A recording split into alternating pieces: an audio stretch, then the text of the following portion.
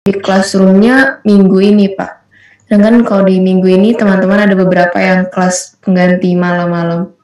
Apakah jadi minggu depan? Minggu depan aja. Terima kasih, Pak. Pak, izin bertanya juga untuk presensi, apakah sudah ada? Iya, ya, nanti. Baik. Ini untuk share screen-nya masih belum bisa, Pak. Siapa yang presentasi? Oh, saya Pak Aldila Haryaniko. Siapa? Aldila.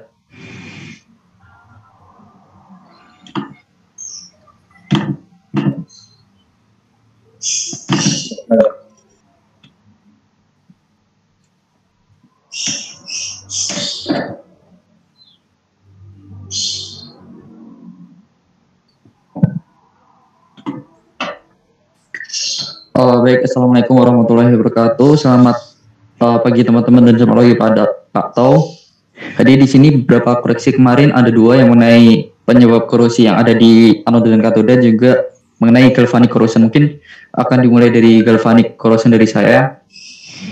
Jadi kemarin tuh udah ada pengertiannya gitu. Terus dari Pak Tau ingin ada tambahan mengenai tabel potensi reduksi, tabel potensial reduksi dan juga contoh galvanic corrosion gitu. Nah di sini dilihat dari sini ada istilahnya ada tabel reaksi reduksi dan juga E0-nya. Sini dari yang paling kiri itu yang paling negatif itu ada Li, dan juga yang paling kanan itu kalau di sini ada F. Tapi kalau biasanya kalau di deret voltaia itu bisa dilihat ya, ini ada Li sampai ke AGBTAU itu. Dimana di sini ada penjelasannya, di mana semakin ke kiri itu akan mudah mengalami oksidasi atau melepas elektron, yang berarti itu sebagai reduktor gitu kan. Dan juga kalau semakin kanan itu mudah mengalami reduksi atau sebagai oksidator. Nah di sini salah satu contohnya saya mengambilnya dari jurnalnya, salah satu jurnal yang mana jurnal itu menganalisis laju korosi pada plat baja lambung kapal dengan umpan anoda korbannya itu aluminium. Nah di sini dijelaskan di PPT di mana pada itu kan proteksi plat baja dengan menggunakan aluminium kan, di mana aluminium itu sebagai anoda korban.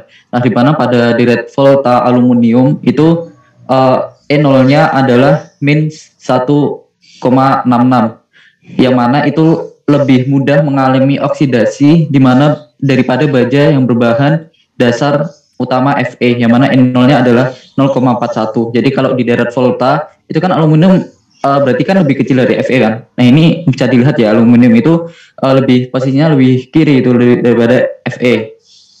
Nah jadi aluminium itu digunakan sebagai pelapis dari bajanya. Dari hasil pengujian laju korosi, maka dapat disimpulkan bahwa pelindungan katodik pada pelat baja lambung kapal dengan menggunakan anoda korban aluminium dapat terlindungi dari korosi. Gitu. Dan untuk mekanismenya itu dari jurnal itu dijelaskan, katoda merupakan kutub negatif dari sel elektrolit. Jadi baja plat lambung kapal yang dilapisi atau dihubungkan dengan logam lain yang lebih aktif atau lebih mudah korosi akan membentuk sel elektrokimia dengan baja sebagai katoda. Jadi yang sebagai anoda itu adalah aluminium dan juga katoda itu adalah baja. Jadi baja berfungsi hanya sebagai tempat terjadinya reduksi oksigen. Nah, logam lain berperan sebagai anoda yang mengalami reaksi oksidasi. Dalam hal ini, baja sebagai katoda terlindungi oleh logam lain dan sebagai anodanya itu adalah yang dikorbankan. Baja akan terlindungi selama logam pelindungnya masih ada atau belum habis. Dengan demikian, besi terlindungi dan aluminium yang menjadi oksidasi atau yang nantinya berkarat sebagai anoda korban. Nah, itu untuk revisi pada slide tambahan gitu kan, tambahan contoh dari slide galvanic corrosion. Lalu selanjutnya kita ke mengenai penyebab korosi. Mungkin dari Rafli. Sebenarnya penyebab korosi itu yang paling utama itu adanya reaksi belum elektrokimia. Oke, jadi penyebab korosi yang paling utama itu sebenarnya reaksi elektrokimia. Nah, Namun penyebab dari reaksi ini yang paling utama itu adalah ada dua. Pertama di di anodanya. Anodanya itu apa? Rafli.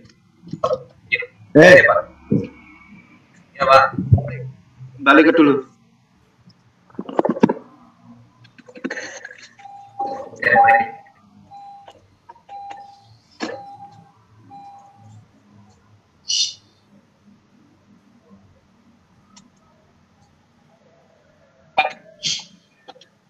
Ya, Pak.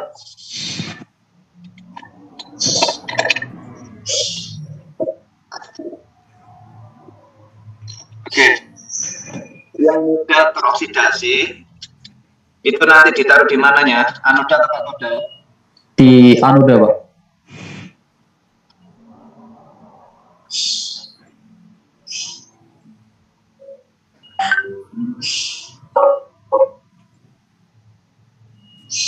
Ya, Pak, di anoda, Pak.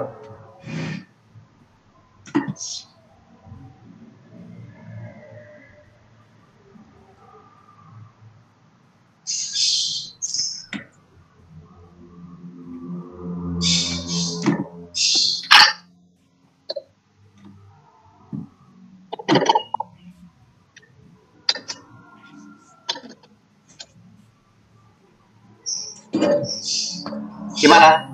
Yang mudah terkorupsi ditaruh di mana? Di anoda, Pak. Anoda ya. Judulnya proteksi korosinya itu. Iya. Apa kemarin judulnya? Proteksi korosi itu ada dua. Judulnya apa? Oh, ini saya di ini, Pak. Kemarin saya kan kelompok korosi terus itu. Iya, ngerti. Oh, ini.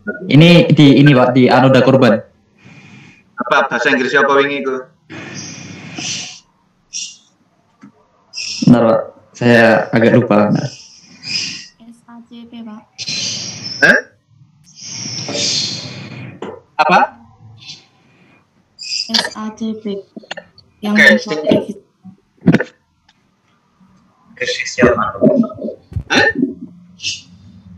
Ayo tarik. Ya, SACP, Pak. Ya singkatannya opo? Apa?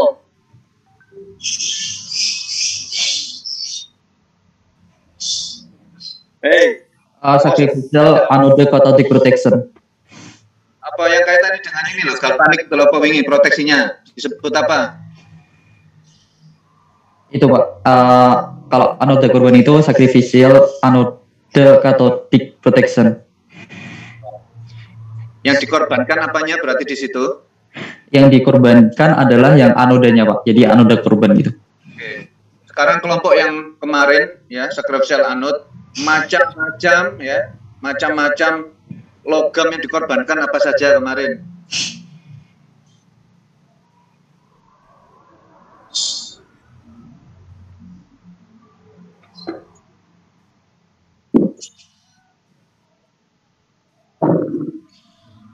Nang tabelmu lu dibuka kelompok sacrificial itu lu masuk selali rek wingi presentasi selali. Ada magnesium, zinc, aluminium. Ya, go. Jadi kemarin ya saya meresmikan ya, saya kemarin itu meresmikan ya peluncuran ya. Ocean Farming ITS ya. Produk ITS itu, Ocean Farming ITS. Ocean Farm ya. Itu ada platformnya itu ya, ada platform ya. Sama di sini ada logamnya itu. Nah, nanti di bawahnya itu menjadi semacam keramba apung ya. Nanti bisa budidaya misalnya ikan-ikan yang eksotis itu ya, misalkan ya tuna seperti itu ya. Di atasnya itu adalah bangunan interior misalnya untuk hotel di situ. Nah, kita itu kemarin ya saya berangkat Sabtu Minggu ya jam 11 itu baru meluncur, 11 malam baru meluncur ke laut itunya ya. Nah, platform itu logam ya, tapi bisa terapung ya. Di situ saya beri sacrificial anode ya. Namanya aluminium ya, aluminium. Kalau di contoh ini apa bahannya? Kalau di contoh ini itu yang dilindungi adalah plat baja yang berbahan dasar Fe dan juga yang sebagai pelindungnya itu aluminium, Pak. Aluminium ya. Nah ini kemarin juga sama saya berikan aluminium ya. Kira-kira kamu tahu nggak di mana pabrikan itu, di mana itu? Ya supaya nanti kalian ini nggak just evaluasi tok ya. Sense-nya, engineering-nya mulai ditumbuhkan. Kamu nek mau pesan di mana ya?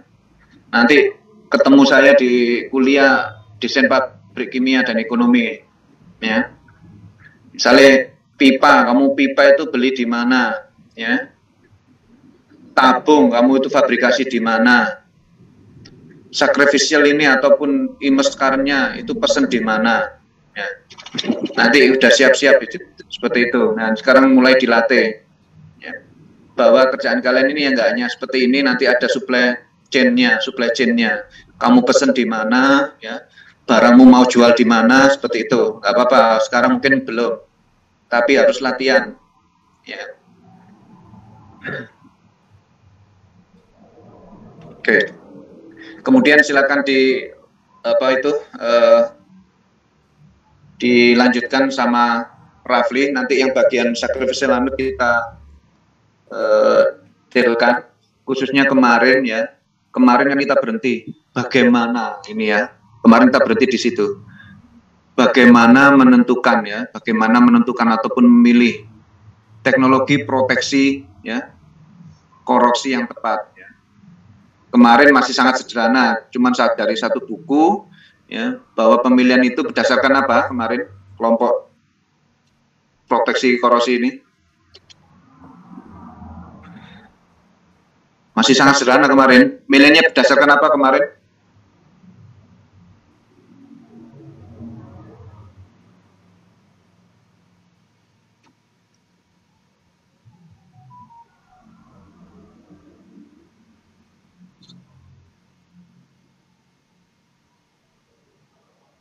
Kamu milih sacrificial anode atau immerse current-nya itu loh berdasarkan apa?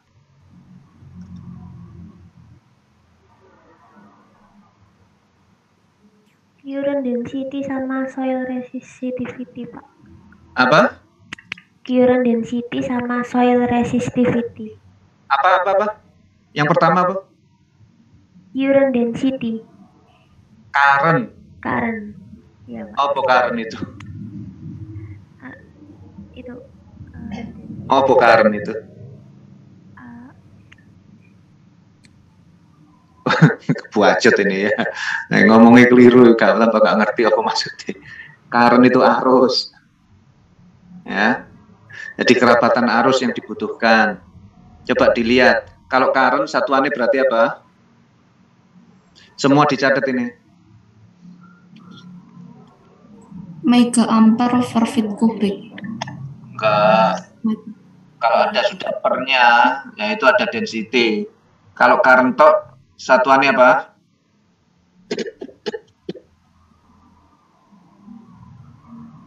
Kalau current saja satuannya apa? Ampere. Ampere ya.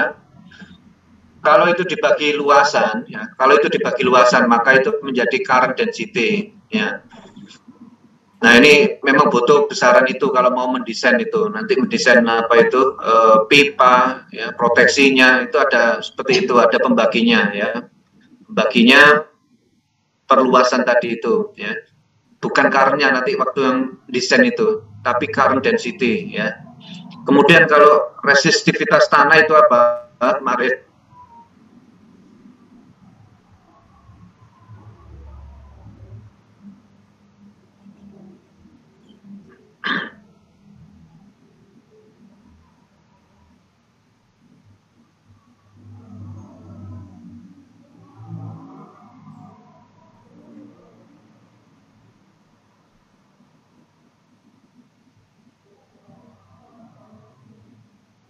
Ayo,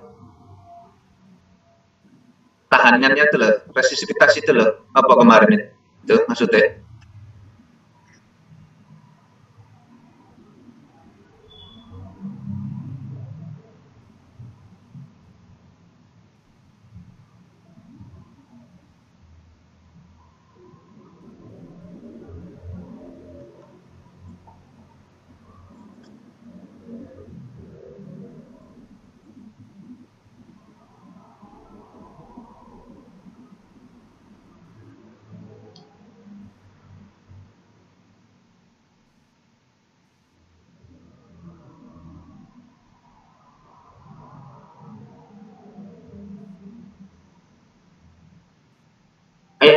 Gimana maksudnya?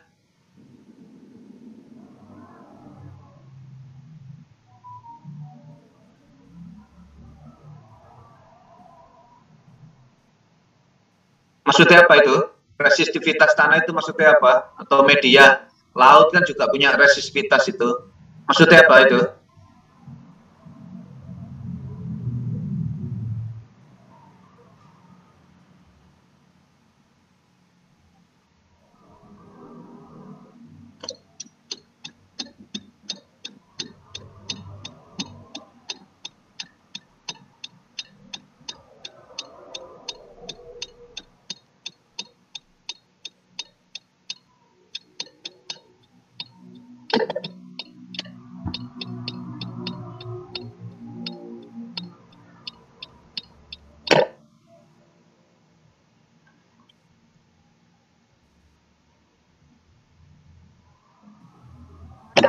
Korosivitas tanahnya, Pak. Apa itu maksudnya? Kalau kurang dari 5.000 Nah, objek. apa itu? Definisinya apa itu? Maksudnya apa sih?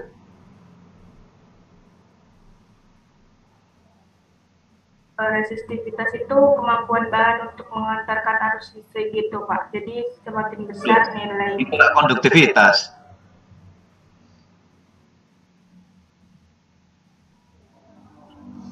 Ya, daya hantar itu.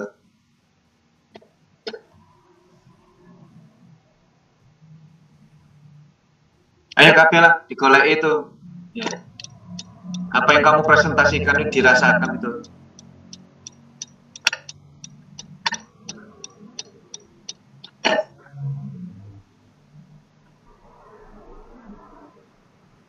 Dibuka lagi. Ini di slideshow ini. Apa bahanmu kemarin? Ini yang mana Pak? Yang itu loh kemarin itu loh, resistivitas tanah jadi yang sebelum kerap kok lali kabeh. Oh, mungkin kelompok 6 bisa share screen ya.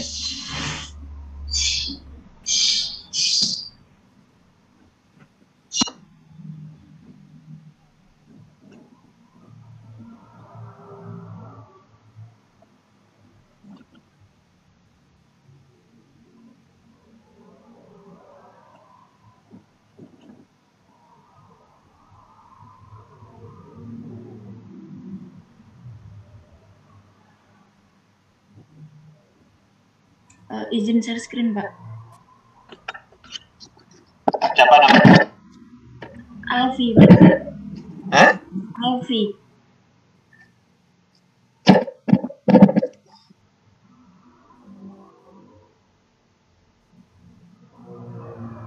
Ya, silakan.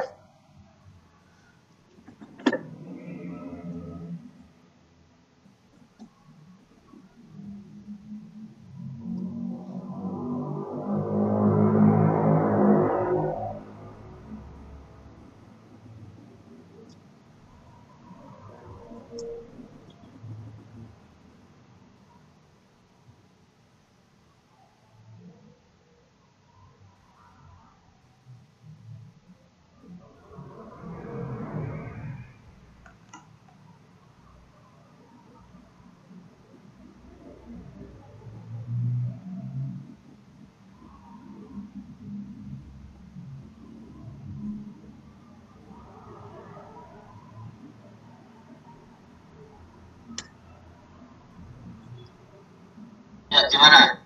Resistivitas itu apa di situ? di sini itu resistivitas itu dijelaskan kemampuan bahan untuk menghantarkan arus listrik itu, Pak. Kalau kemampuannya itu konduktivitas tanah itu, Mbak Yu.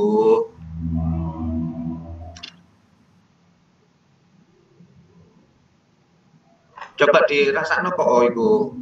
Nek daya hantar nek semakin tinggi mesinnya semakin bagus. Nah, ini kok ngene, kan kebalikan ini. Maksudnya kok kalau gitu?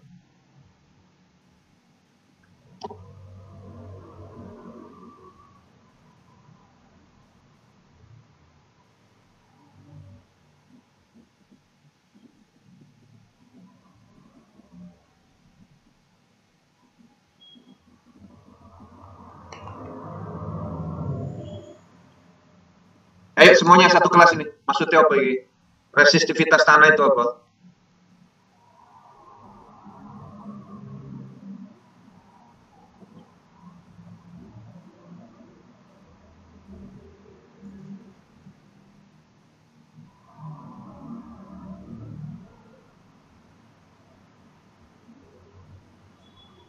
Mungkin resistivitas itu resistensinya listrik dari bahan konduktornya itu, Pak. Apa berarti itu? Daya hantarnya atau apanya itu? Daya hantar atau daya apa? Daya listrik atau daya apa itu? Daya listriknya. Oh, ngawur ya, aku guyonan loh, ucap mabuk dalam mudah pagi hari ini. Itu Pak, kalau resistivitas tanah itu seberapa besar tanah itu mampu menahan atau menghantarkan arus listriknya. Iya, dibaca wis apa-apa. Kalau ngono lho rek. Jangan buang-buang waktu kelas kita ini, masa warar. Tiap kamu presentasi, jangan gampang-gampang melewati slide-slide itu. Dirasakno sampai kalian tuh paham. Ini sudah bagus kayak gini, ono tabel ini sudah bagus ini. Ayo, definisinya apa tadi? Seberapa besar kemampuan tanah itu menahan atau menghantarkan arus listrik? Menghantarkan atau menahan? Tulisannya itu menahan, ya Muhammad. Sing bener tak? Sing di menghantarkan listrik konduktif. Sing bener nih. Menghambat, Pak. Nah, kamu lihat di situ. Lihatan ongkong-ongkong itu. If then-nya gimana if then-nya? If ya apa wis apa sing ngomong ini?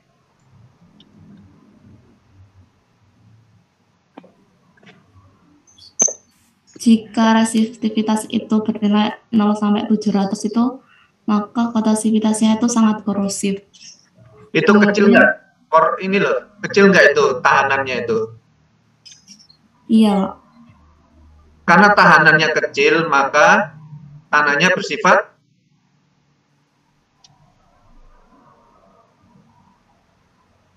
mudah mengantarkan arus listrik, Pak. Sehingga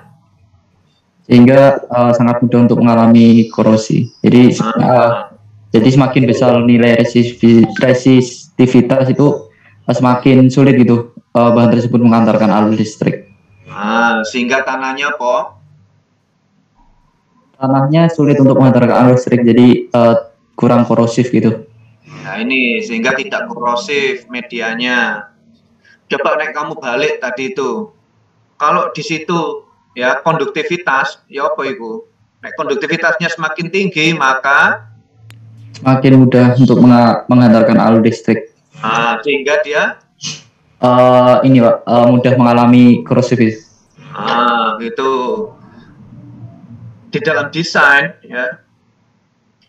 Kamu melek di sini di dalam desain ya. Yang digunakan itu resistivitas tanah ya atau nanti laut seperti itu. Nah, ini sudah ada 2 parameter ya. Di sini sudah ada 2 parameter kalian. Yang pertama adalah berkaitan dengan pemilihan tadi, berkaitan dengan apa? Current density tadi, Pak. Nah, pintar, ojo kurang ya. Ya, ojo deso ya. Current density. Yang kedua adalah soil resistivity. pintar ya. Dan nanti jawabannya harus kuantitatif. Nah, current density untuk sacrificial gimana? Berapa nilainya?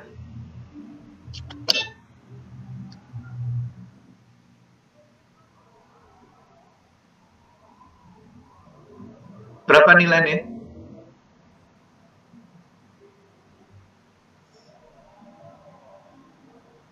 Untuk soal itu kurang dari 5.000 ohm cm. Current density? Oh, kalau current-nya kurang dari 1 mega ampere per feet kuadrat.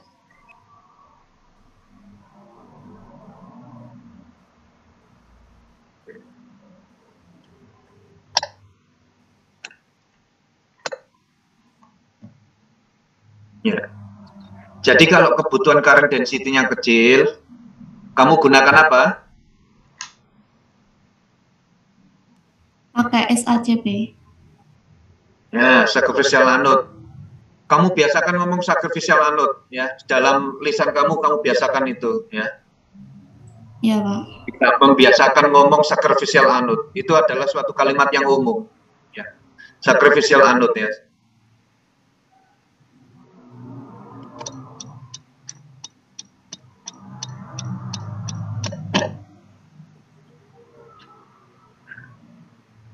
Nah, untuk logam-logam yang nanti kamu bisa lihat ya, mungkin ada foto-foto presentasimu itu, ada nggak di sini foto-foto sacrificial anode itu ya apa sih peletakannya? Ada?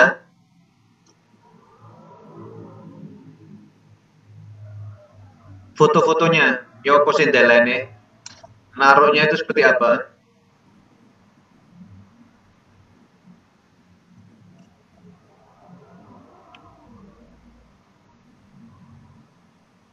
Foto nih.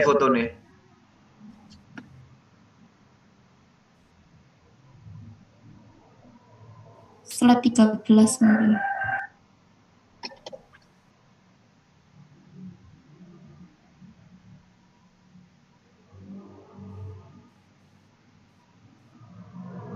Fotonya mana fotonya? Bukan, itu skema ini. Foto. Ya apa sih?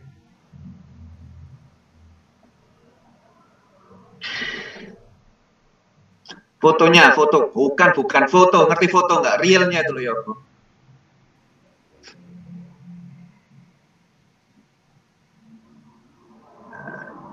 Bukan. Foto nih, gambarnya itu ya apa sih gambarnya? Realnya itu ya apa? Nyataannya itu ya apa? Kalau ono, saya pingin kelas ini itu lebih dari kelas lainnya ya. Browsing aja, kelihatannya di slide nggak ada. Iya wes, kalau ono nang internet itu loh, gambar itu oposisi sacrificial anode itu.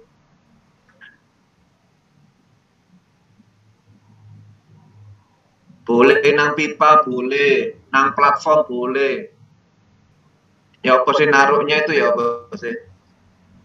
Nah ini kamu itu supaya ada bayangan ya. Nanti kerja praktek itu nggak ngah-ngo itu ya. Nggak disuruh ini diem, enggak, bukan gitu ya. Kamu tak ajari sekarang itu kudu kendel, kudu berani. Ya, jangan mengeluh aja.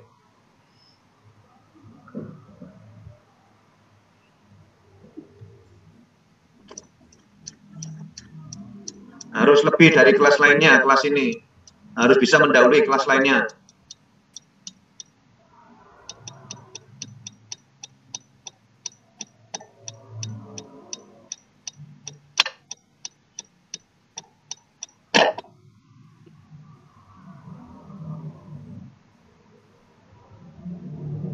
Yang pojok kiri atas juga, itu bukan Pak?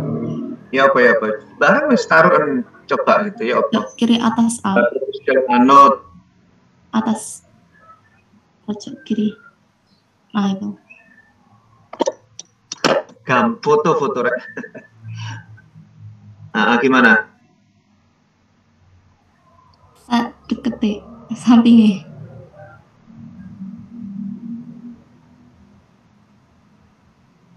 Yang itu bukan Pak? Bukan, ini lah gambar skema.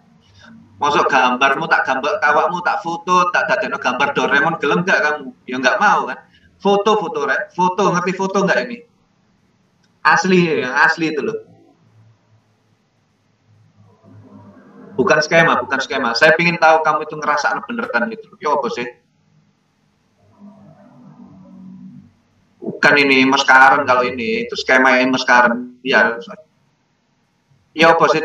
Aduh.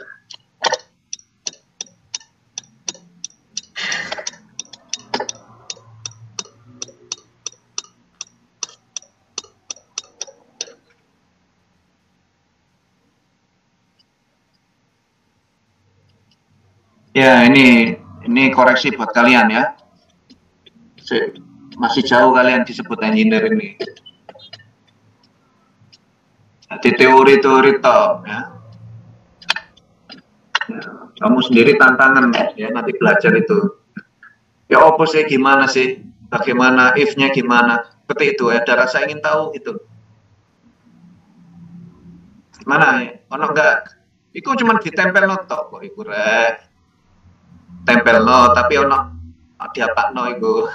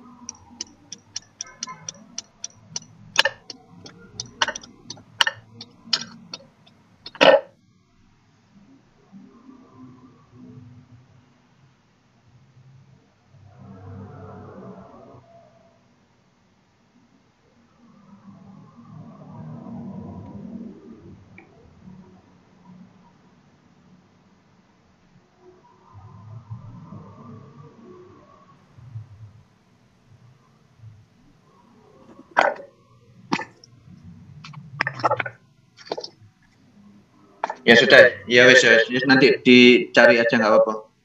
Ini coba ya, nggak apa-apa ini ya. Kalian masih semester ya, tapi ya nggak pantas gitu loh. Meskipun semester awal ini ya, coba dipaksa kalian. Saya itu harus lebih gitu loh, ya.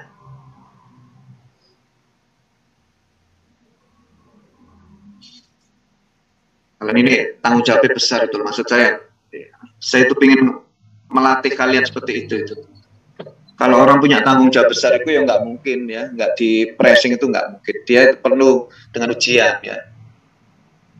Nah ini untuk supaya kalian ini nggak mudah dibohongi nanti ya.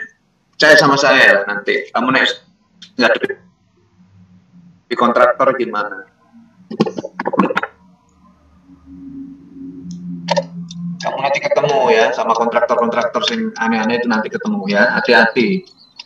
Nah ini kamu cobaan paksaan ya, karena diskusi mereka itu selalu ya,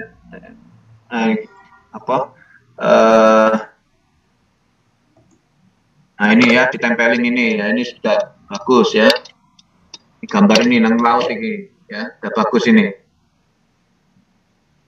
Nah itu nanti ya di situ ada dimensi itu tadi ada di tabelnya tadi itu loh, yang kamu presentasikan tadi itu loh, kan ada dimensinya itu. Sacrificial anode ya, ada dimensinya nanti di apa itu buku yang ya kumpulan itu loh kemarin tuh ya, semacam apa itu modul itu, di situ ada tabel-tabelnya itu beserta geometri dan beratnya tuh. Jadi di sini itu sudah standar ya, ukurannya sudah standar ini. Sama kalau kita bicarakan pipa itu juga standar ukuran, ada nominal size sekian inch, schedule 40, 60, 80, 160, XXS dan terusnya. Itu juga standar. Ini pun juga standar ya. Nah, ini juga aplikatif sekali ya. Jadi saya itu di ITS bertanggung jawab ya terhadap semua risetnya di ITS itu. Semua riset ya, pengabdian masyarakat saya tanggung jawab di ITS itu. Ya. Makanya saya nggak ingin risetnya ini sporadis, amburadul seperti itu. Sekarang saya membiasakan semua dosen ini harus kenalan sama departemen lainnya, kolaborasi ya, nggak ada yang namanya kompetisi, bisa kolaborasi gawian ya. Anggaran ITS itu ada dampaknya ke masyarakat itu ya, bukan untuk dampaknya sendiri, untuk masyarakat. Nah itu dibiasakan ya. Nah, seperti yang kemarin ya, misalnya Ocean Farm ITS, kalau ono lah nanti itu peluncuran Ocean Farm ITS misalnya gitu ya.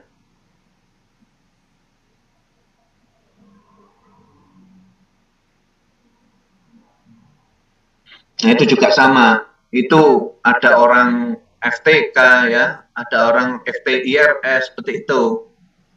Nah langsung terlihat itu dampaknya. Ya. Nah kalau kalian belajari cuma textbook ya susah. Nah sekarang kamu harus banyak kenalan dengan alumni, ya. Kerja praktek nanti yang dipelajari ya nanti saya pesankan itu, ya khususnya di PNID. PNID nanti waktu kerja praktek biar nggak bingung. Oke.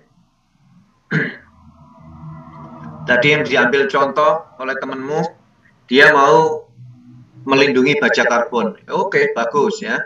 Dengan apa? Aluminium, sudah benar seperti itu. Ya.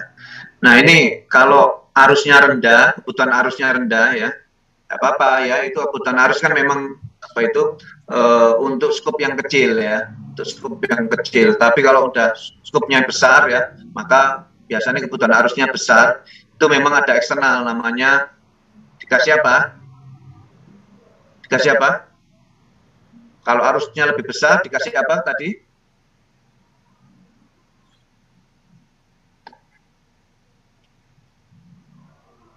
Kalau arusnya besar dikasih apa? Impressed current yang ICCP. Coba bahasa Inggrisnya apa di situ? Nggak usah singkatan dulu apa?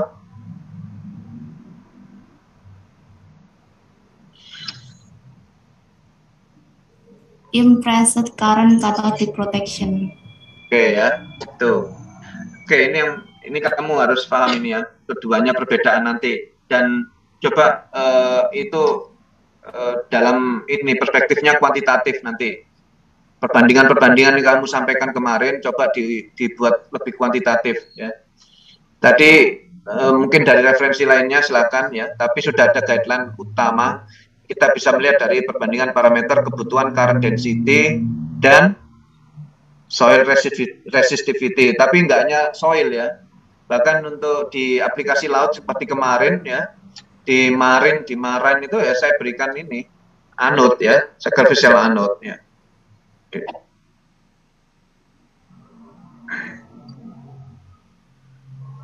Oke, saya kira cukup ini. Nanti kita latihan desain apa itu sacrificial anode ya, kemudian impress current-nya itu. Oke, kita lanjut ke bagian siapa itu? Rafli, silakan.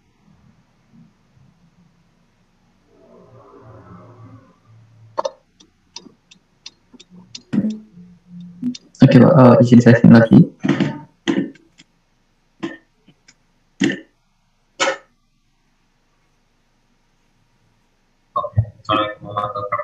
Jadi untuk yang ini revisinya kemarin setelah saya diskusikan sama Martin Mamet,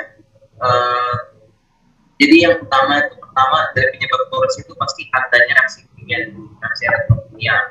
Nah, reaksi elektrokimia yang paling penting itu adalah adanya anoda sama adanya larutan, karena di larutan ini dia itu yang akan bisa membuat reaksi elektrokimia. Contohnya kalau di sini nih yang jadi anodanya itu yang teroksidasi, contohnya itu adalah misal contohnya itu ya aluminium, karena aluminium itu salah satu yang paling gampang di oksidasi, kemudian nanti akan jadi pasti ada pasifitasnya. Nah, kemudian kenapa kok penyebab utamanya itu ini di larutan? Karena di larutan itu ya kalau misalkan asap itu kan dia mengandung H+, itu kan akan jadi H2. Sedangkan kalau kayak air saja, air itu juga bisa. Contohnya yang di next slide. Nah, seperti ini contoh kandungan yang ada di dalam suatu larutan, kan ada air, ada yang bisa jadi itu. Kemudian kalau ada ion-ion metal. Nah, kemudian yang pengaruh-pengaruh lain itu tuh kayak contohnya dari hujan ataupun kondisi lingkungannya, itu tuh sebenarnya faktornya itu nyambung juga ke dalam si ini faktor dari yang reaksi elektrokimia ini, yaitu di larutannya. Karena kalau kayak contohnya kayak hujan, contohnya kalau hujan mengandung asam, berarti hujannya itu ya kalau kena ke besi ya sama aja nih, endingnya hujannya itu kayak di larutan yang ada yang mengoksidasi dari si anodanya itu, contohnya oksidasi besi. Seperti itu sih Pak, dari sini Pak. Kemarin kelihatannya babnya itu membuat ini kali ya, membuat bingung kali ya, jadi rada rancu. Itu doang Pak. Ya wes. Kalau bisa nanti masih bingung ya, bukunya itu langsung screenshotan di sini gitu loh. Reduksi itu bukan penyebab ya, bukan penyebab korosi, Rafli. Justru reduksi itu melindungi dari korosi. Bingung nggak kamu? Ya, emang yang menyebabkan itu ya oksidasi Pak. Saya nggak ngerti kalau yang penyebabnya itu reduksi, cuman ya ini ngasih tahu dong kalau ada yang direduksi dari larutannya itu doang, karena adanya reaksi oksidasi pasti ada reduksinya gitu. Reduksi mari itu sudah selesai, terus kamu tambahin penyebab korosi di slide-mu itu lah ngawur. Iya, ngawur ya. Ya teman saya ngopi slide-nya mungkin masih ada judul ininya. Oh ya Pak, izin nambahkan juga mungkin kemarin itu ada semacam multi tafsir gitu. Ini soalnya di slide di atasnya itu penyebab korosi. Nah itu kenapa kita kasih judul penyebab korosi, karena di subbab ini tuh mengenai penyebab korosi. Jadi salah satunya itu tentang aspek elektrokimia. Itu akan tapi untuk slide untuk judulnya itu masih penyebab korosi. Jadi itu jadi ambigu gitu. Tapi sebenarnya itu maksud kelompok kami itu ini itu dalam bab penyebab reaksi elektrokimia yang merupakan penyebab korosi, akan tapi maksud yang jadi penyebab itu bukan di katodanya gitu, bukan di reaksi reduksinya, tapi di oksidasinya. Kita udah nge-state juga di awal kalau anoda itu tempat terjadinya korosi. Nah, di mana anoda itu yang akan mengalami terkorosi karena mengalami oksidasi gitu, Pak. Oke, ya hati-hati nanti saat presentasi itu jangan asal ditempel-tempelin. Saya ingin membiasakan seperti kamu ingat saya misalnya seperti itu. Oh, harus sabar dalam belajar gitu loh. Oh, saya harus seperti ini. Oh, saya harus ini ya. Kamu kenalilah ya apa yang harus dilakukan gitu loh. Jangan terburu-buru ya. Ingat ya, ini bukan untuk saya, ini untuk kalian. Presentasi itu untuk kalian, bukan untuk saya ya. Untuk saat ini saya jauh lebih cerdas dari kalian ya. Untuk saat ini ya. Nanti bisa jadi kalian lebih cerdas dari saya ya. Dan itu nggak akan bisa kamu lakukan kalau kamu keburu-buru belajarmu. Percaya ya. Saya sudah menghadapi banyak kontraktor ya, pragmatis, mereka nggak ngerti kok. Kontraktor katanya gajah-gajah, nggak ngerti kok. Nah gitu loh. Jadi ini hati-hati pada saat nanti membicarakan menyiapkan slide-slide-nya ini. Oke, ya ini jadi sudah clear bahwa korosi itu terjadi pada anoda ya. Jadi dia mengoksidasikan, perlindungannya justru dengan ya ada yang terjadi reaksi reduksinya itu. Jadi elektron dari anoda tadi itu dikorbankan ya. Elektronnya itu diberikan ya, makanya ditempelkan itu.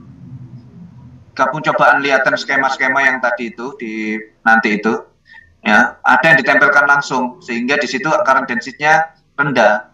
Tapi ada menggunakan kabel ya. Nah, seperti itu. Maka current-nya ini bisa tinggi di situ. Nah, current itu elektron itu maksud saya itu. Current itu elektron gitu. Bisa dipahami enggak ini? Bisa dipahami? Oke. Ya wes, silakan koreksinya yang apa itu selanjutnya.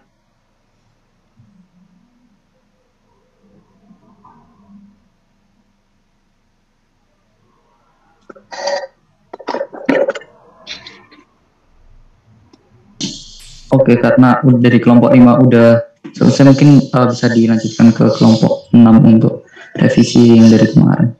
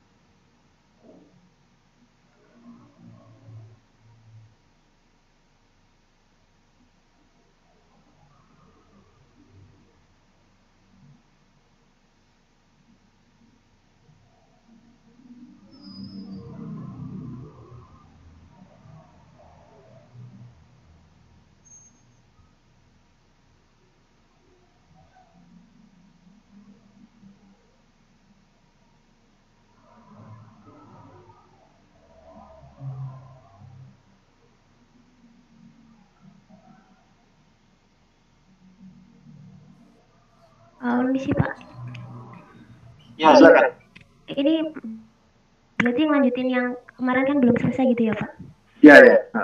Oh, agak ke bawah. Nanti dilanjutkan dengan desain ya. Contoh desainnya ya apa? Kan sudah ada contohnya perhitungan di mana itu? Di bukunya itu loh. Nah itu slide 58.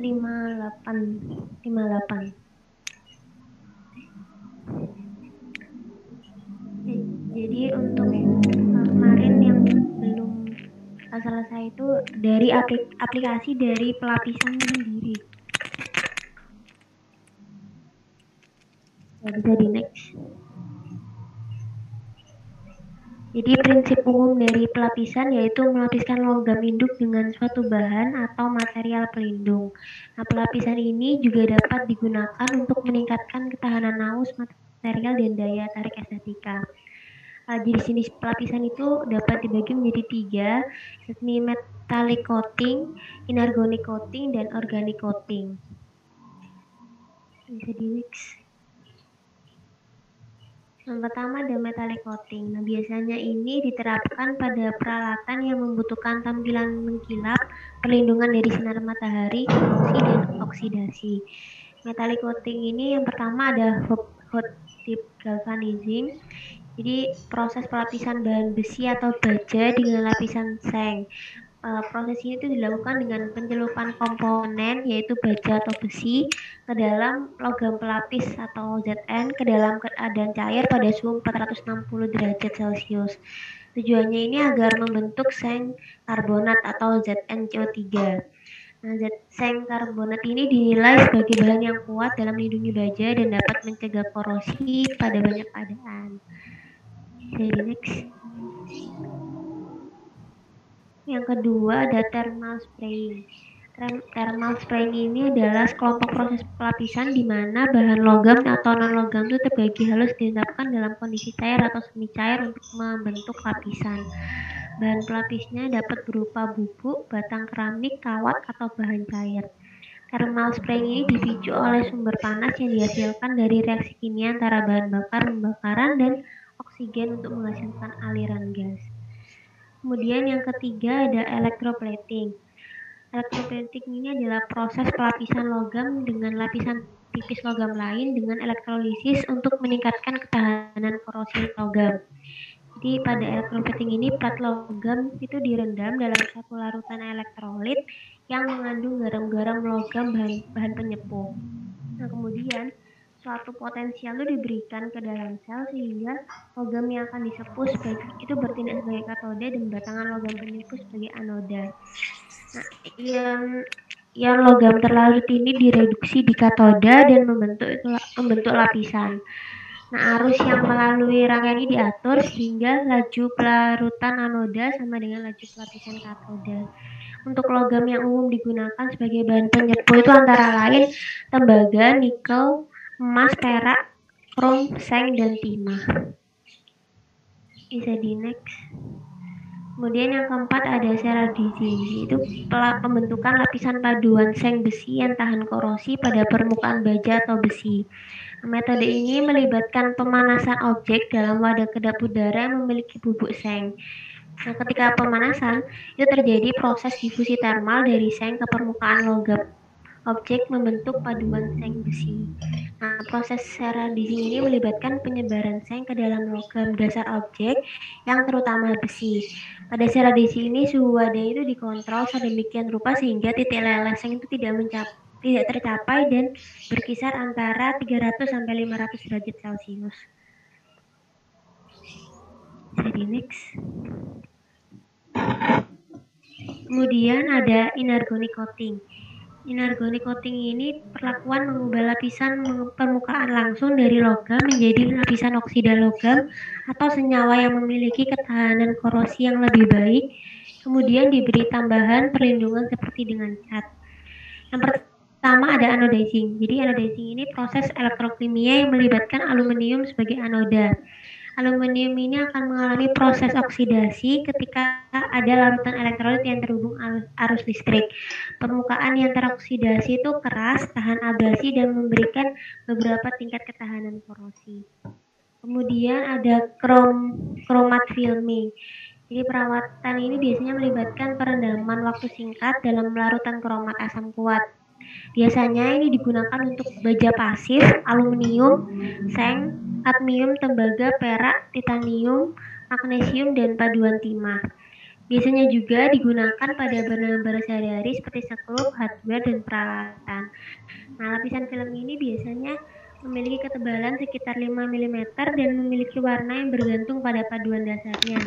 Untuk aluminium warna kuning keemasan, kadmium emas kusam, dan kadmium dan seng itu emas kusam, dan magnesium coklat atau hitam.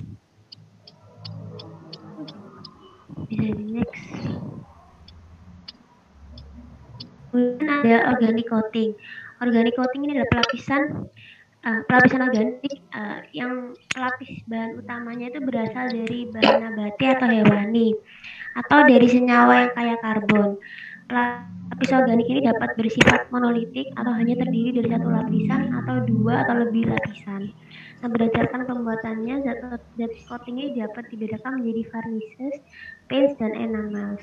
Varnishes ini merupakan resin yang dilarutkan dalam suatu solvent yang bila mengering akan membentuk lapisan yang mengkilap pada permukaan yang dilapisi. Kemudian kalau paints itu diperoleh dengan cara menggabungkan pigmen filler dan plasticizer pada resin yang dilarutkan dengan menggunakan solvent. Kemudian ada enamels, ini dibuat dengan mencampurkan pigmen dengan varnishes. Enamels itu memiliki perbedaan dengan paints, di mana enamels mengandung lebih sedikit filler serta warna yang kilau yang lebih baik.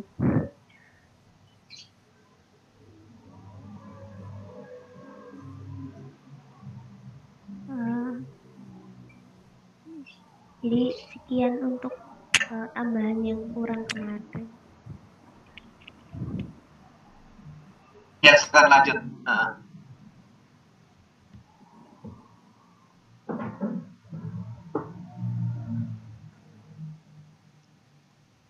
Ya, contoh desainnya kemarin tuh.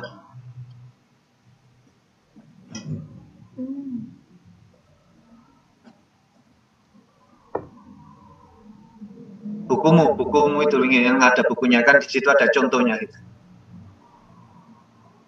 Saya share screen PDF bukunya ya, Pak. Ya.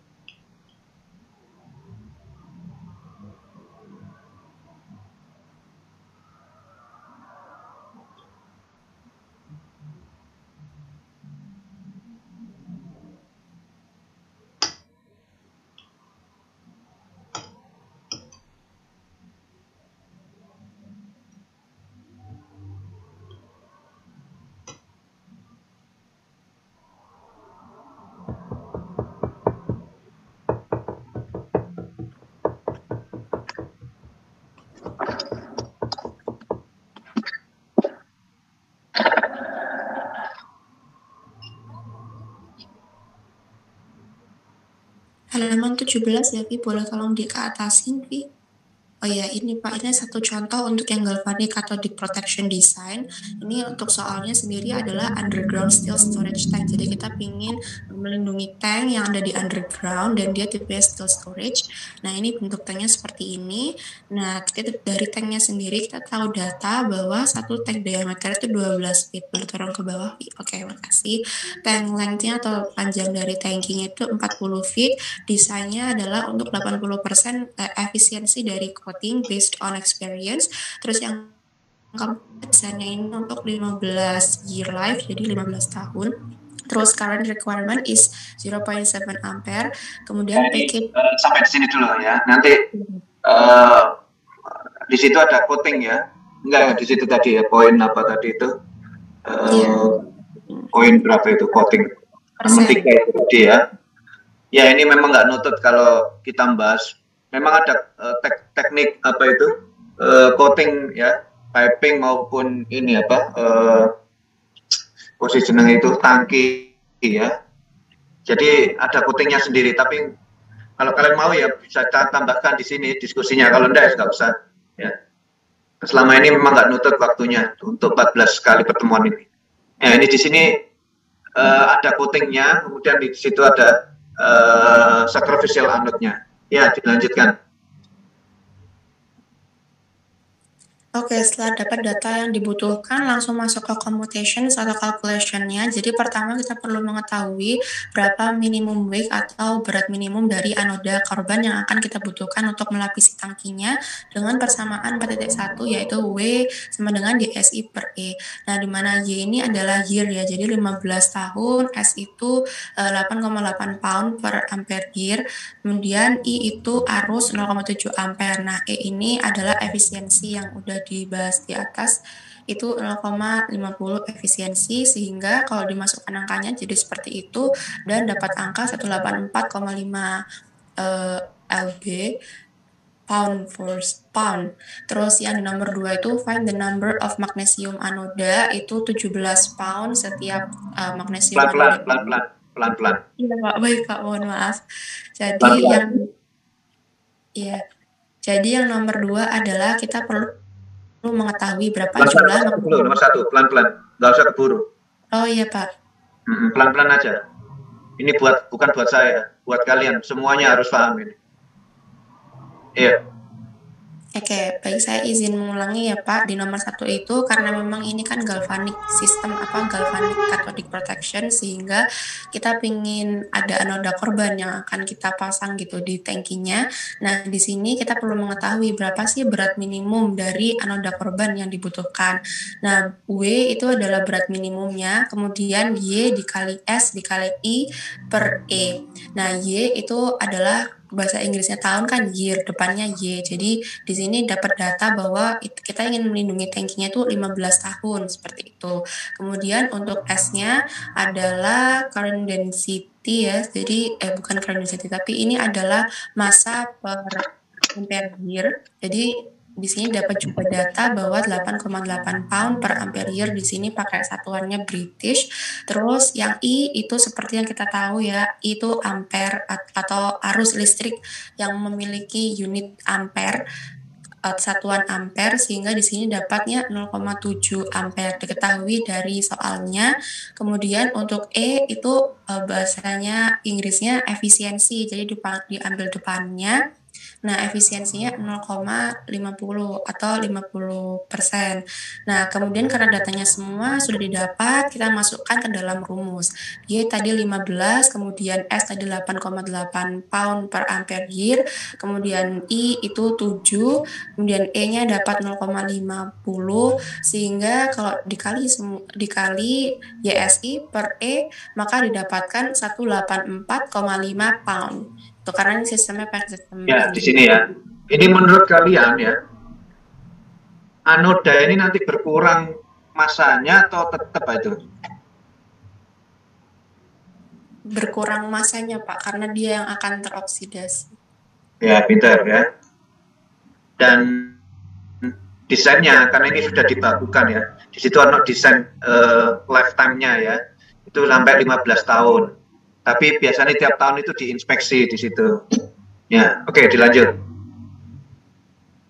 Baik Pak, izin melanjutkan yang kedua. Yang kedua masih juga dalam computations, kita disuruh mencari berapa magnesium anoda Ayo diulangi lagi. Nomor 2, ojo ke susu. Iya Pak. Jadi Nomor yang dua, pertama baik. kita perlu mengetahui kira-kira berapa sih gitu number of magnesium anoda atau anoda magnesium, yaitu 17 pound setiap of each yang dibutuhkan. Jadi di sini rumusnya N Berapa di situ? 17 pound itu maksudnya apa? per tangki mungkin Pak. Sejujurnya masih kurang nyambung ketika baca ini Pak, tapi 17 pounds each itu agak bingung gitu. Jadi mungkin massa per magnesium anoda. Lihat tabelmu. Tabel magnesium dibuka. Di situ kan ada geometrinya itu. Kalau ada tabelnya. Mungkin bisa scroll ke atas, Alfi. Tabel geometri artificial anode.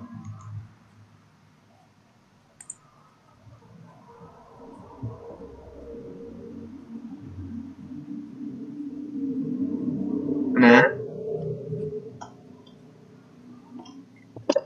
sing ono geometri ini itu loh. Terus kemudian berapa? 23. Halaman 9 Vi, coba Vi. Yang ini ya Pak, ini ada weight and dimensions of selected high potential magnesium alloy anoda for use. Salib 17 pound itu ono apa enggak? Ada Pak yang nomor itu, yang package. Ada dimensinya enggak? Ada. Ngono belajar iku. Ojo mlayu wae. Paham enggak? Iya Pak, mohon maaf. Buru belajarmu itu. Dinikmati kalian belajar, dinikmati gitu loh. Kayak apa sih? Enak kamu nek paham itu enak. Ya. Dinikmati belajarnya, jangan keburu-buru. Nah, ini yang saya maksud. Ini sudah standar ya. P-pop itu juga sudah standar ya. Nah, ini. Ya, silakan.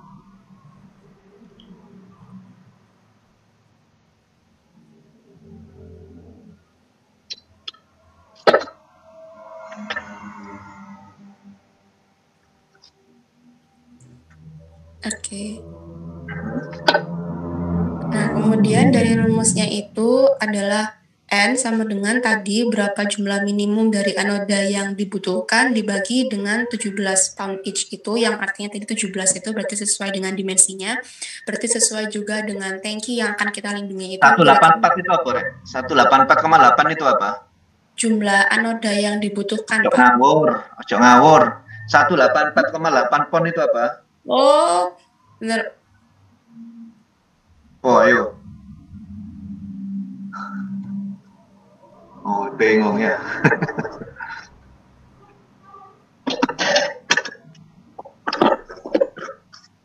Bentar ya, Pak.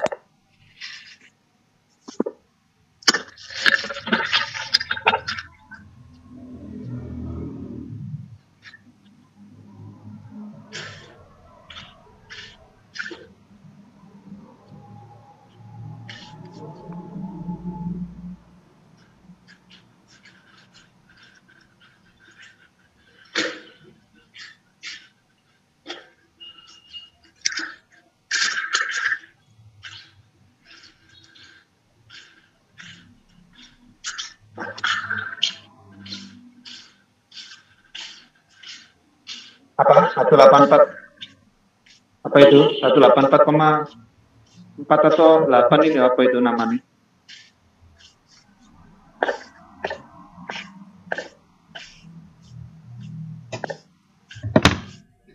Ada yang mau menjawab nggak? Apa itu?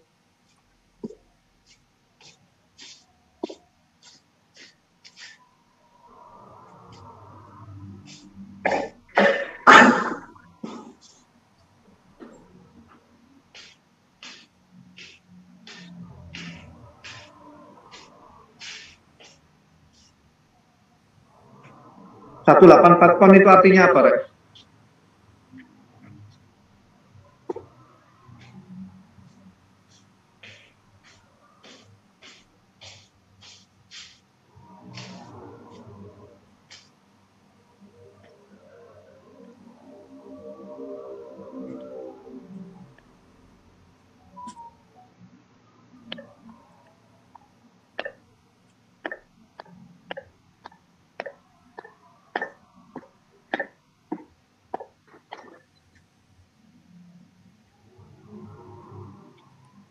Berat minimum anoda.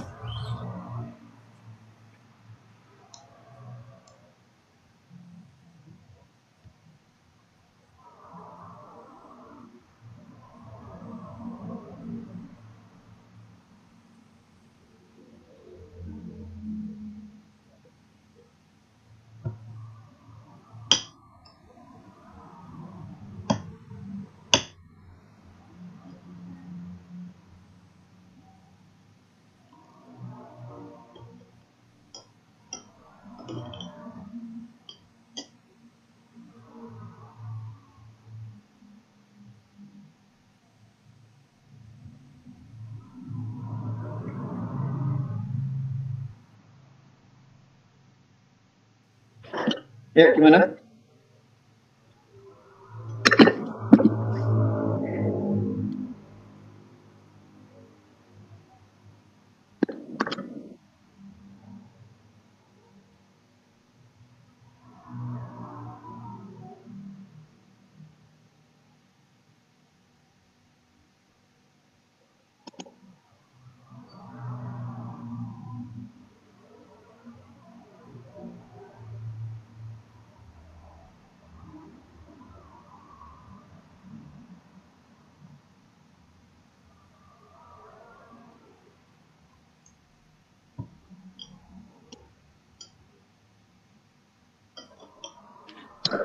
Apa maksudnya itu? 184 itu apa?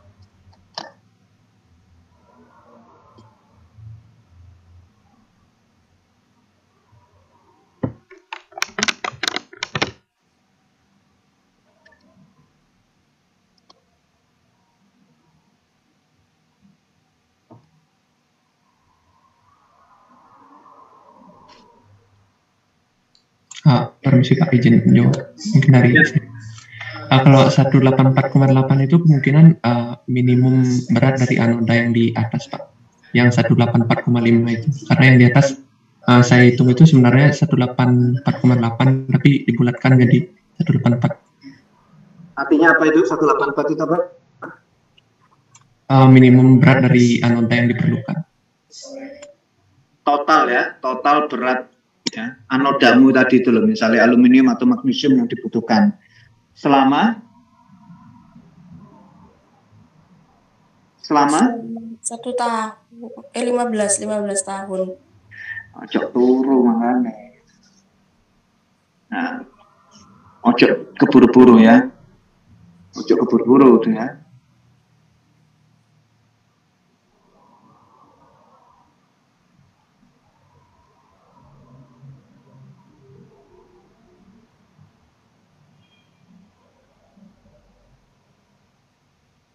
Itu kebutuhannya, total kebutuhan anodamu selama 15 tahun. Nah, kemudian di situ kamu udah punya, kalau geometrimu itu ya satu unit ya standar, 1 unit standar anoda itu beratnya berapa? 17 pound.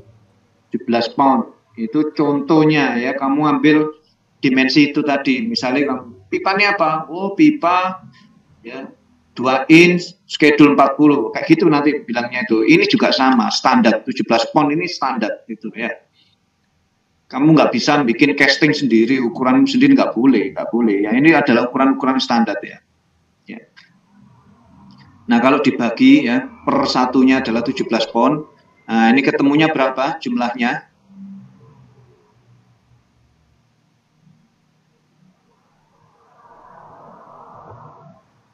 10,9 Pak. Apa? 10,9. Terus? Terus ada keterangannya kalau menggunakan 12 anoda untuk simetri. Maksudnya apa?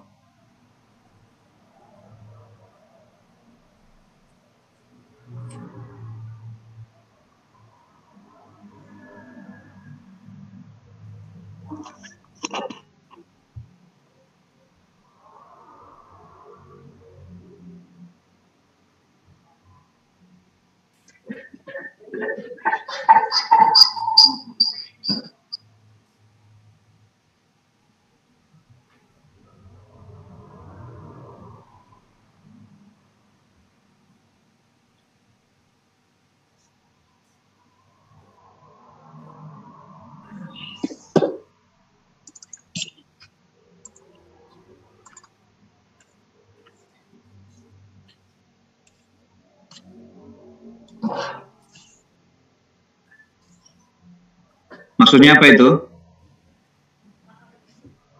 12, kok dari 12 maksudnya apa?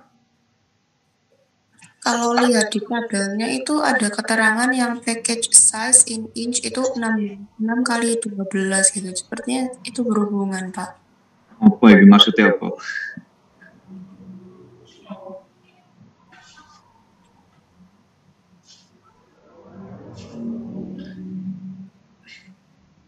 Bingung ya? Bingung. 184 itu minimum. 184 itu minimum. Boleh lebih nggak itu? Boleh, Pak. Boleh. Kamu tuh kebutuhannya itu minimum ya kira-kira 11 unit ya, 11 unit. Tapi dibulatkan simetri itu loh. Ya, dibuat simetri sehingga dibutuhkan berapa? 12 anode. Kalau 12 anoda, kira-kira totalnya berat magnesiumnya berapa? 12 dikali 12 kali 17, Pak. Hasilnya 204. Nah, itu nanti lebih besar dari minimumnya tadi. Ya, terus dilanjut. Kemudian yang ke C adalah placement atau penempatannya. Itu kita perlu meletakkan anodanya sesuai pada figur 41. Mungkin Alfi bisa naik untuk dapat figur 41-nya.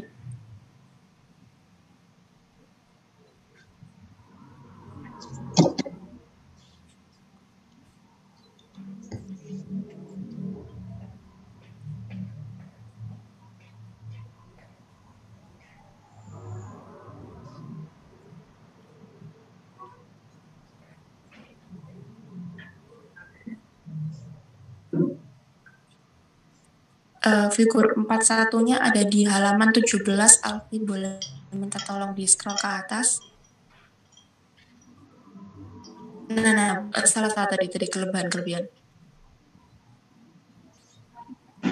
Nah, ini.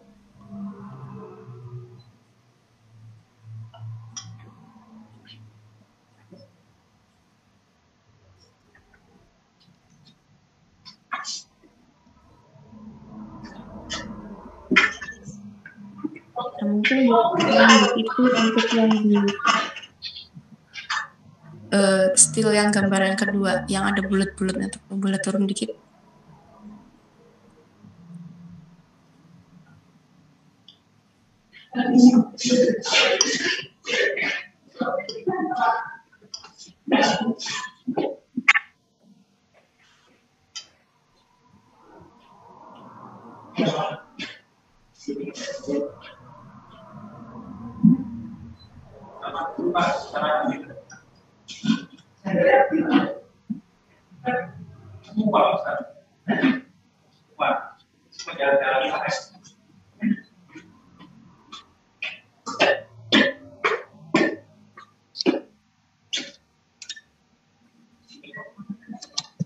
Ya, gimana? Iya, boleh minta tolong di scroll dikit lagi tidak, Vi, yang agak bawah. Nah, itu Pak. Jadi yang di figur 4.1 itu penempatan anodanya. Nah, seperti yang digambar, itu magnesium anodanya yang ada kayak bentuknya bulat gitu. Jadi di situ nanti dipasang anodanya. Ya, kamu sudah tahu sekarang yang namanya simetri itu sudah tahu? Iya, Pak. Karena dari bentuknya memang simetris ini untuk penempatan anodanya.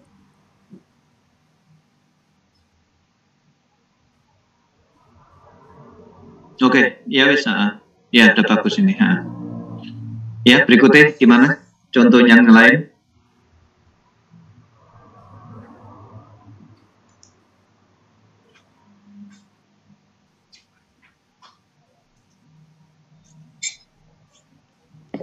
Masih lagi.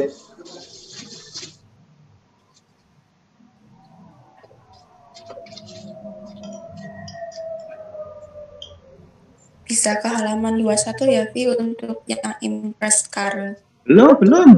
Belum, Pak. Ayo. Nah, itu kan masih ada itu. Nah, ini. Oh iya, ada contoh yang lain, yaitu gas distribution system. Jadi tahu di belakang. Ya tarik. Bukumu itu pocon bukumu itu. Ya. Nggak mungkin saya nyusahin kali buat nyusahin, nggak mungkin. Kamu tak buat lebih duluan dari kelas lain itu loh, ya. Supaya nggak malu kamu nanti itu ya. Kelihatan kan nanti kalau mau diskusi itu kelihatan, kalian yang menonjol nanti kelihatan ya. Nah, nggak apa-apa kayak gini nih, kelas lain jadi kasih nih nggak masalah, kamu dapat ilmunya ya. Oke, silakan lanjut. baik, Pak. Untuk yang contoh kedua itu masih galvanik, tapi di sini untuk case yang berbeda atau untuk kasus yang berbeda.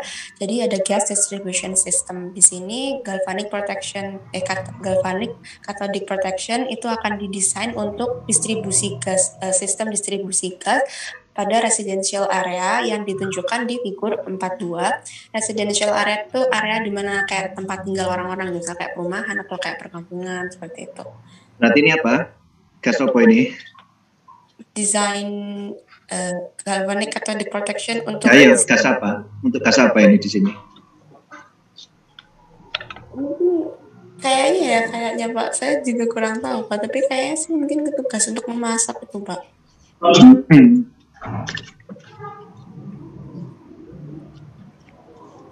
Ya betul, ini proyeknya namanya Jargas. Oke Pak. Nah, namanya Jargas.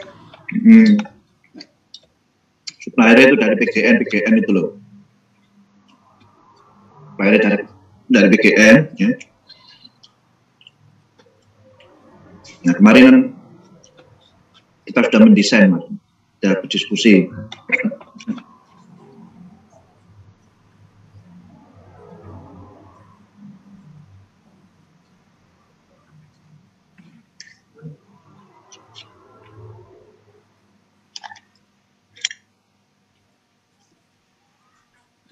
Kemarin polimer ya, untuk jaringan gas kota itu berapa tekanannya?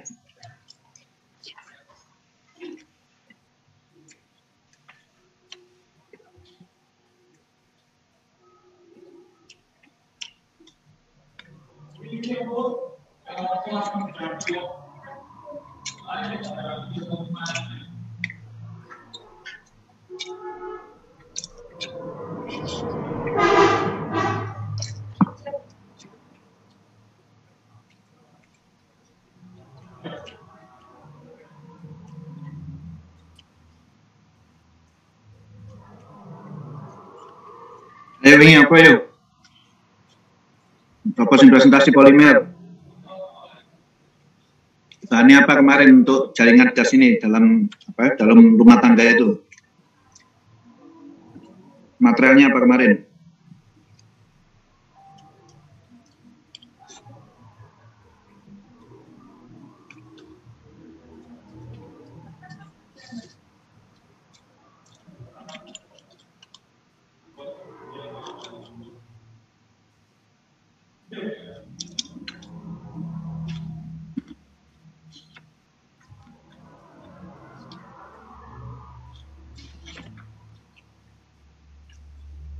Materialnya apa?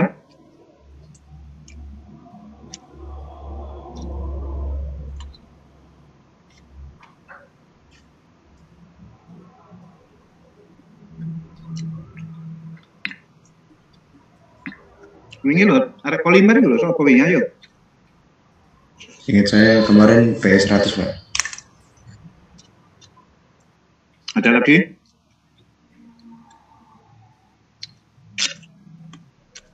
PE 80 juga.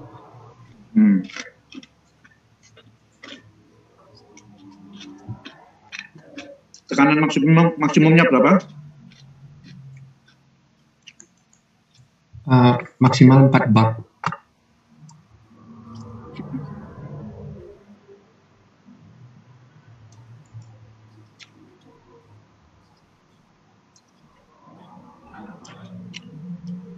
Coba ini ditutup dulu. Arek Polymer dibuka PE 80, PE 100.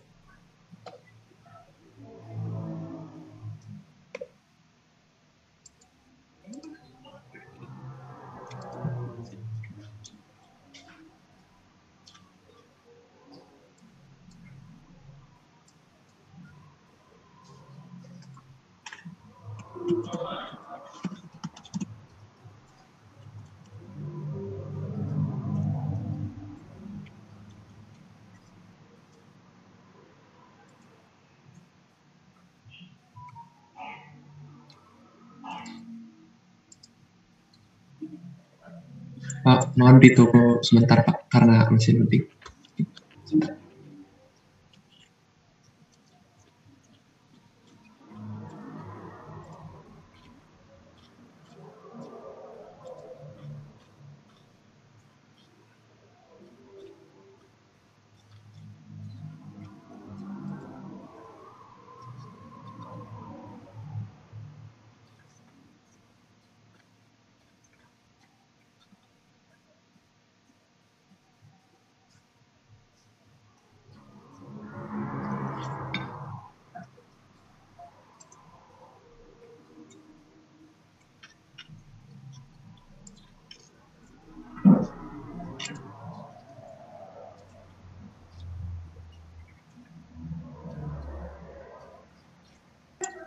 Baik Pak, mungkin seperti ini Pak untuk PE 80 dan PE 100 ya.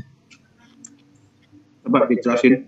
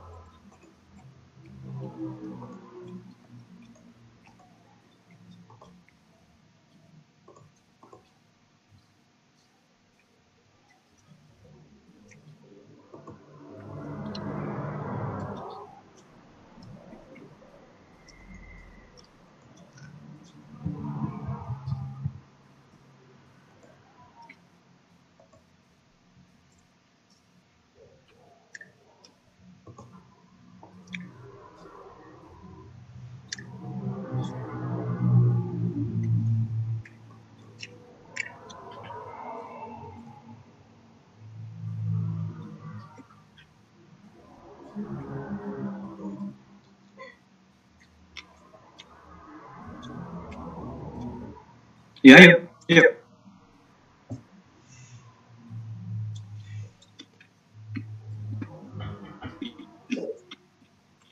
Ya, baik Pak. Izin menjelaskan. Jadi seperti di PPT ini untuk PE 80 sendiri tekanannya itu digunakan maksimal 8 MPa, sedangkan untuk 100 itu maksimal 10 MPa. Kemudian juga 80 itu digolongkan ada yang MDPE dan HDPE dengan diameternya itu sekian, itu 20 sampai 63 mm. Sedangkan yang 100 itu merupakan HDPE dengan diameter 90 sampai 710. Kemudian juga kedua pipa ini biasanya tidak direkomendasikan digunakan di atas suhu 60 derajat atau 30 derajat Celcius jika dalam gas. Kemudian PE 100 sendiri keunggulannya dibanding PE 80 itu pada suhu rendah, karena istilahnya dalam suhu rendah itu dia tidak atau lebih tahan retak. Kemudian yang PE 80 sendiri karena sifatnya tadi itu digunakan pada keperluan rumah. Umumnya di sini yaitu MDPE biru dan kuning, yaitu pada selang. Sedangkan 100 sendiri lebih digunakan kepada industri karena seperti yang tadi lebih tahan pada suhu rendah. Mungkin demikian. Ya, komentar saya itu benar Pak, sampai 8 megapascal itu.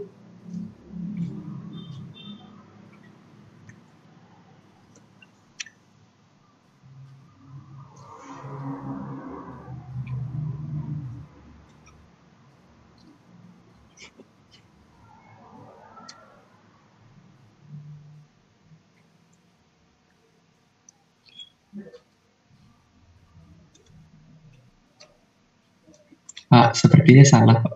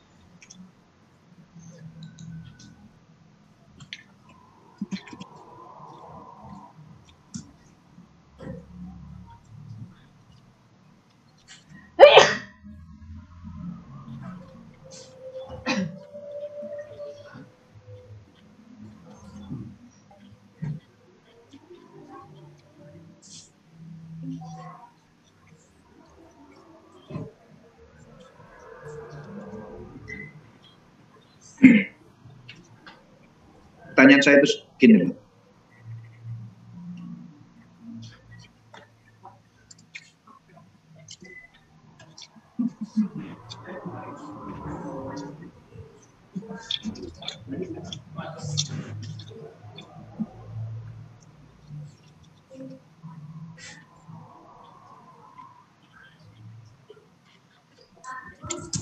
Baik Pak, mohon maaf sebelumnya mungkin saya ada salah. Jadi untuk minimal 8 MPa itu didapat dari sumber ini Pak, untuk PE80 sendiri. Demikian.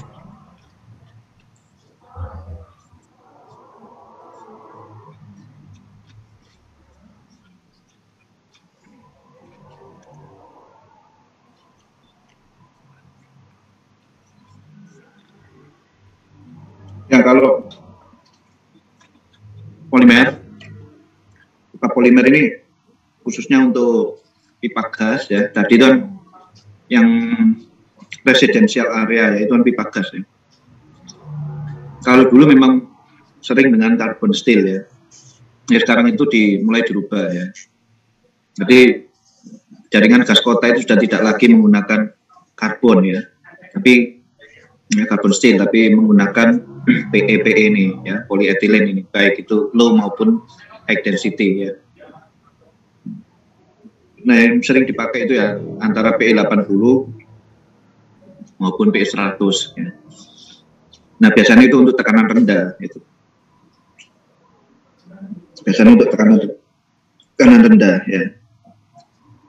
Nanti ada yang menyampaikan 4 bar, ya boleh juga 4 bar untuk gas di jaringan gas kota, ya seperti itu ya. Oke, kembali ke apa itu desain proteksi tadi itu.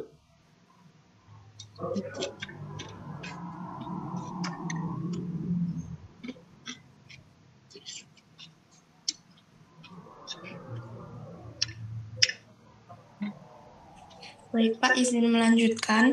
Untuk yang setelahnya itu di figur 42 itu kan ada kotak-kotak. Nah, kotak-kotak itu adalah rumah penduduknya, sedangkan yang ada garis tebal itu adalah jaringan pipingnya. Nah, di sini ada keterangan bahwa piping is coated and wrapped, screwed connection blocks are 300 feet square. Jadi pipanya ini akan dilapisi atau akan di-coating dan juga akan di-wrapping. Dan juga ada screwed connection-nya. Nah, kemudian kita langsung masuk ke desain data. Untuk desain data ini diketahui bahwa soil resistivity-nya adalah 4.500 ohm cm. Kemudian di sini desain untuk 90% coating efisiensi. Berhenti di situ. 4.500 ya. Itu menurut kalian pakai sacrificial atau impress current?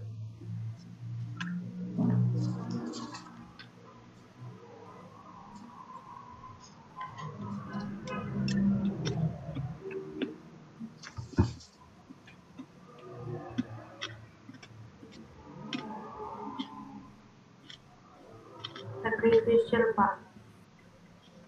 Kenapa?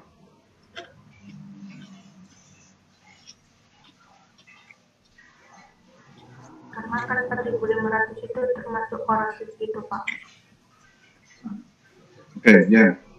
Dimasuk dalam kriteria. Oke, berikutnya. Berikutnya adalah desain ini tuh untuk efisiensi dari coatingnya adalah 90% dan dapat angka 90% ini dari experience. Kemudian yang ketiga akan didesain untuk 15 year life, masih sama dengan case yang sebelumnya, jadi akan bertahan tuh 15 tahun perkiraannya. Kemudian yang nomor 4 adalah desain untuk 2 mA per square foot of bare pipe. Nah, 2 mA per square foot ini merupakan current density dari miliampere per square foot. Kemudian yang nomor 5 itu adalah untuk tipe dari anoda korbannya adalah magnesium anoda, itu harus digunakan sesuai dengan ketentuan dari soalnya. Yang keenam adalah insulating couplings are used on all service steps. Mains are electrically isolated from all other metal structures in the area. Kemudian yang ketujuh, boleh turun sedikit, Calvin, boleh scroll down dikit. Yang nomor 7 adalah semua pipanya itu telah di pre-coated, jadi telah dilapisi sebelumnya di pabrik dan juga telah di wrap dengan asbestos felt.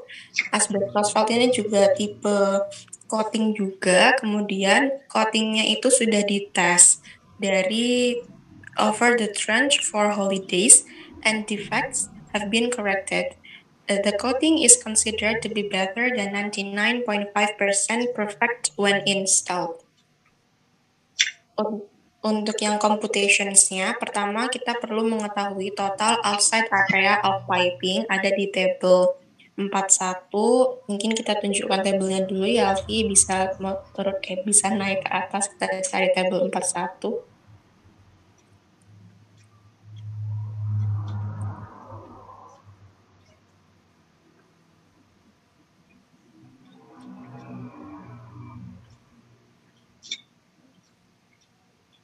Tabel 41 halaman 20 ternyata, mohon maaf.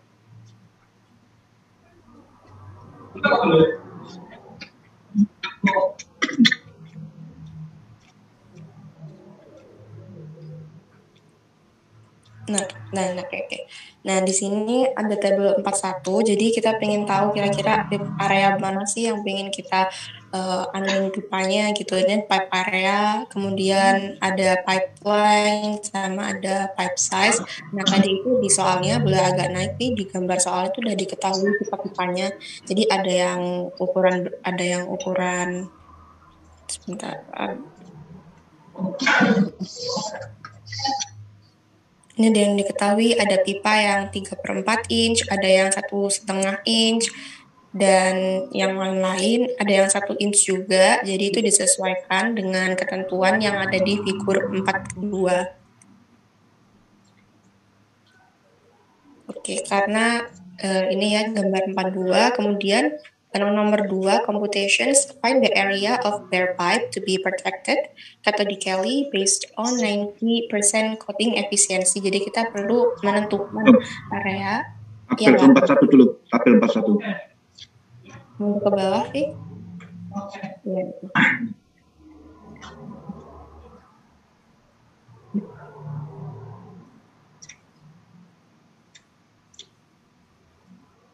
Misalnya pipe area ini. Kalian bisa ngitung sendiri nggak? Kenapa kok bisa 0,916 ini?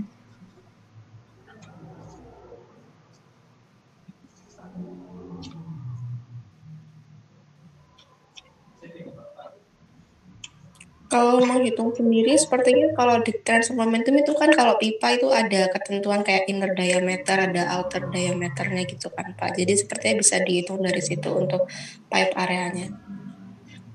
Itu masih standarnya ya, per itu loh, limit fitnya ya. Coba besok pertemuan berikutnya buatan Excel atau apa ini untuk menjelaskan perhitungannya dari mana. Ini nanti pipa yang kamu desain itu ya, itu enggak 1, 1,5, 2 ya, bisa jadi beda dengan yang ada di informasi ini. Maksudnya paham nggak? Maksudnya paham? Iya Pak. Ya, dibuktikan dulu 0,19 dari mana, 0,622 dari mana ya. Baru kemudian di PEP area. PEP area itu berarti apa itu situ?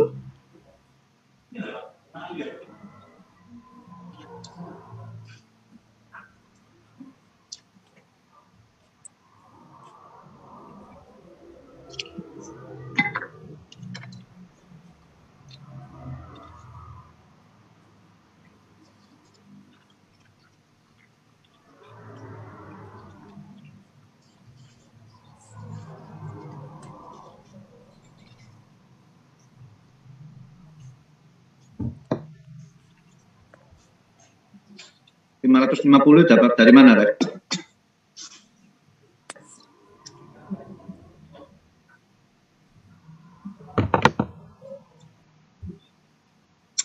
Ya, silakan.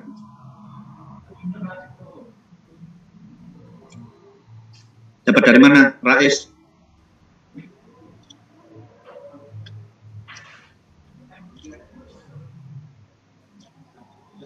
$550. Rais, gimana Rais?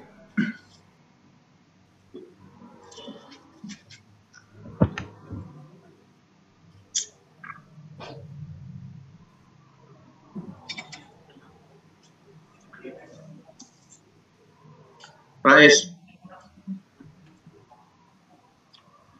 Maaf Pak, tadi ini gimana Pak? Saya lagi di kamar mandi.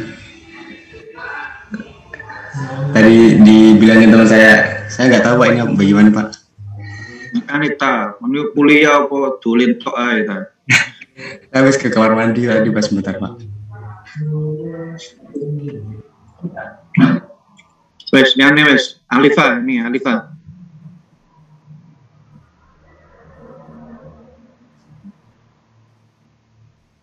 Iya Pak, untuk yang pipe area ini setelah saya cari-cari itu ketika untuk menghitungnya bagaimana itu kita perlu memasukkan L dan D pada equation, yaitu equation yang menunjukkan surface area dari pipa yaitu 3,14 kali L atau kali panjang pipanya sama kali di diameter of pipa. Seperti itu Pak, dari science.com. Ini loh di sini tuh 550 itu dapat dari mana kira-kira?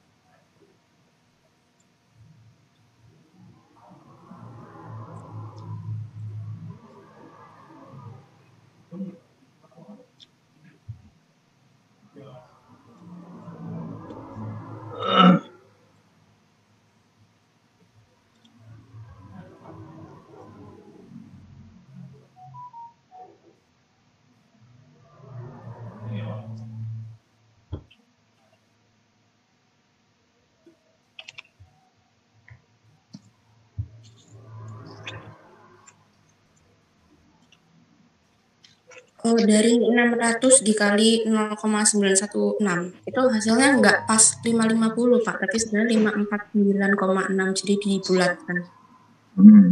Ya.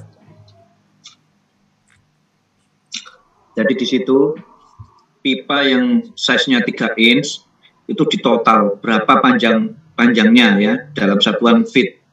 Ketemunya kalau di total bukan gambar 4.1 tadi itu.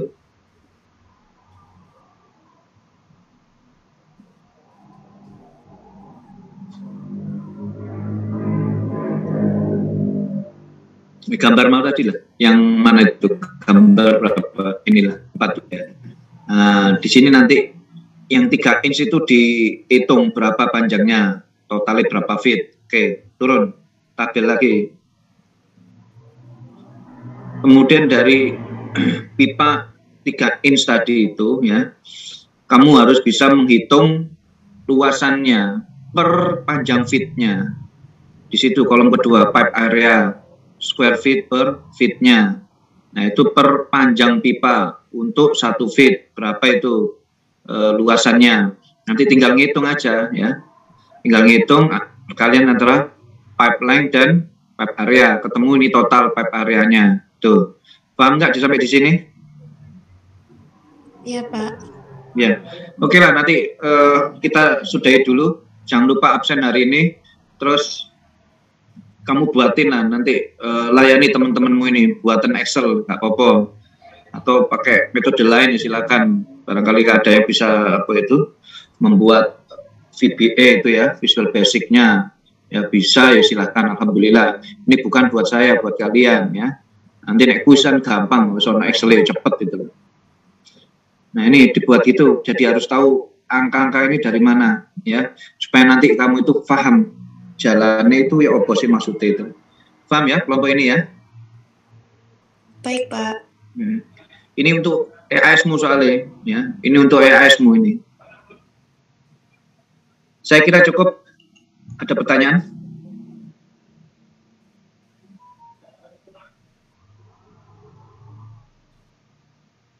Cukup ya? Permisi Pak, mungkin dari ya. Jadi nanti EAS-nya kira-kira di minggu ke-15 atau bagaimana Pak? Ya nggak tahu nanti jadwalnya kapan itu nanti. Oh iya Pak, karena saya begini, dikatakan kan bahwa EAS-nya nanti terdapat istilahnya desain pipa gitu. Nah untuk materi istilah desain pipa itu dari kami itu apakah sudah ada jadwalnya gitu, akan diajarkan minggu depan atau bagaimana? Nah ini bahas apa ini? Sekarang bahas apa ini? Desain pipa Pak. Nah iya. Iya Pak, namun kan untuk teknisnya seperti itu Pak. Misalnya desain pipa itu istilahnya perlu istilahnya kotak atau garis atau bagaimana gitu. Mungkin. Enggak ini loh, hitung-hitungan ini loh, proteksi katodik proteksi apa itu sequential anode sama impress current loh. Nanti kamu ngitung ini. Kamu hitung nanti ini kebutuhannya ya apa itu yang dihitung ini. Nah, ini sekarang ini lagi desain itu ya, gawean sing sejelas mungkin satu kelas harus paham gitu loh, nggak perlu terburu-buru dengan saya, nggak perlu-buru. Kamu mau minta 24 pertemuan tak ladeni, yang penting kamu harus paham di situ ya.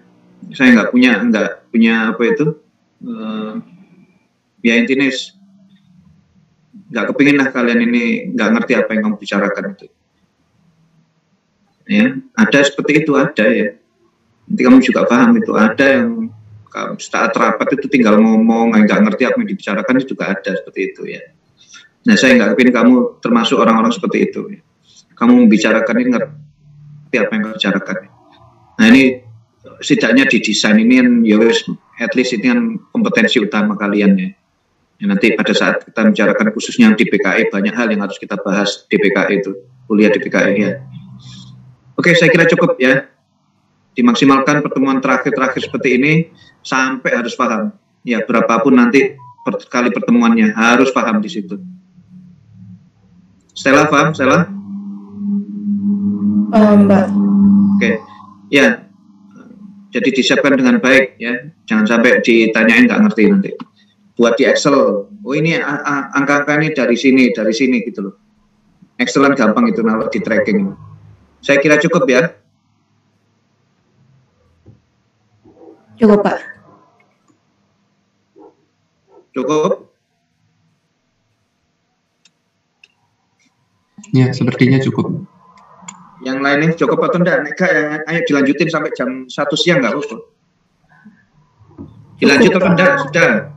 Nah iya, sudah. Nah iya ngomong diajak ngomong mesti lemot ini. Sudah cukup loh. Sudah ya, saya akhiri ini ya. Iya, Pak. Terima kasih Pak. Ya, assalamualaikum warahmatullahi wabarakatuh. Terima kasih.